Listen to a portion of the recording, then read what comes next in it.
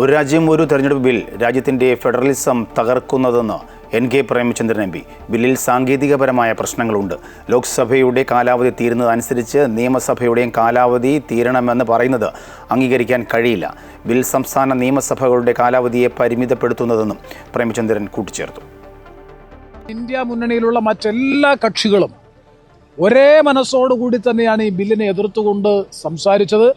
എതിർത്തുകൊണ്ട് വോട്ട് ചെയ്ത് 198 പേർ സഭയിൽ ഹാജരുണ്ടായിരുന്ന 198 പേർ അതിനെ എതിർത്തു. 250ഓളം പേർ അനുകൂലിച്ചപ്പോൾ 268ഓളം പേർ അനുകൂലിച്ചപ്പോൾ 198 പേർ എതിർത്തു എന്ന് പറയുന്നത് ഒരു ചെറിയ കാര്യമല്ല. അതുകൊണ്ട് ബില്ലിനോടുള്ള കനത്ത വിയോജിപ്പും പ്രതിഷേധവും പ്രകടിപ്പിക്കുന്നതായിരുന്നു സഭയിൽ ഇന്നത്തെ പ്രതിപക്ഷത്തിൻ്റെ പെർഫോമൻസ്.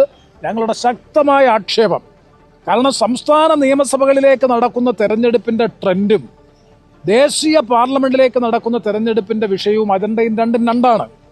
അപ്പം സംസ്ഥാന വിഷയങ്ങൾ തമസ്കരിക്കപ്പെടും. ദേശീയ പാർലമെന്റിലേക്കുള്ള തെരഞ്ഞെടുപ്പും സംസ്ഥാന നിയമസഭയിലേക്കുള്ള തെരഞ്ഞെടുപ്പും ഒരുമിച്ച് ഒരേ സമയത്ത് സൈമൾട്ടേനിയസ് ഇലക്ഷൻ നടന്നാൽ സംസ്ഥാനത്തിന്റെ വിഷയങ്ങൾ തമസ്കരിക്കപ്പെടുകയും എല്ലാം ദേശീയ തലത്തിൽ കേന്ദ്രത്തിലേക്ക് കേന്ദ്രീകരിക്കുകയും ചെയ്യുന്ന ഒരു അവസ്ഥയിലേക്ക് വരും.